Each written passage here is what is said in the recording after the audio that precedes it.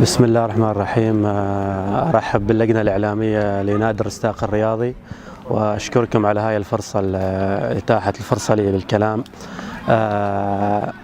الآن إحنا وسط مباراة فريق لوشيل مع الحجر الغربي. هذه المباراة ضمن بطولة شجع فريقك.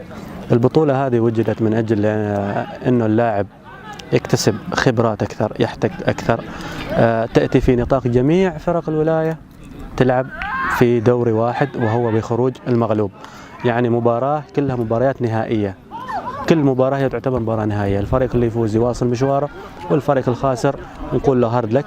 البطولة انطلقت على ما أظن إن ما خانتني الذاكرة هذا ثالث موسم لها. بطولة فكرة جميلة تتبناها وزارة الشؤون الرياضية لجميع محافظات وأندية السلطنة للفرق المشاركة. كما قلت هي مباريات كلها تعتبر نهائية، خروج المغلوب وما شابه ذلك. الآن احنا مثل ما تشاهدوا خلفي هي مباراة لوشيل مع الحجر الغربي.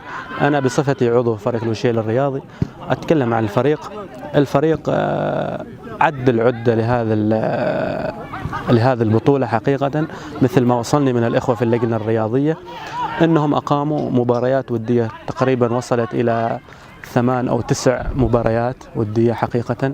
خضنا فيها مباريات مع فرق متعددة المستويات، فرق دون المستوى، فرق متوسطة المستوى، فرق قوية، فرق من هنا من داخل الولاية منضمة إلى نادي الرستاق، وفرق من برا الولاية أيضا خاضوا معها تجارب كثيرة. المدرب جمع عدد كبير من اللاعبين حقيقة، وصلوا فوق 100 لاعب وأكثر عشان ينتقي نخبة معينة تمثل فريق لوشيل. فريق لوشيل الآن اللي يدخل هذه البطولة هو فريق جديد خالص في كامل خطوطه، الحارس، خط الدفاع، خط الوسط، الهجوم.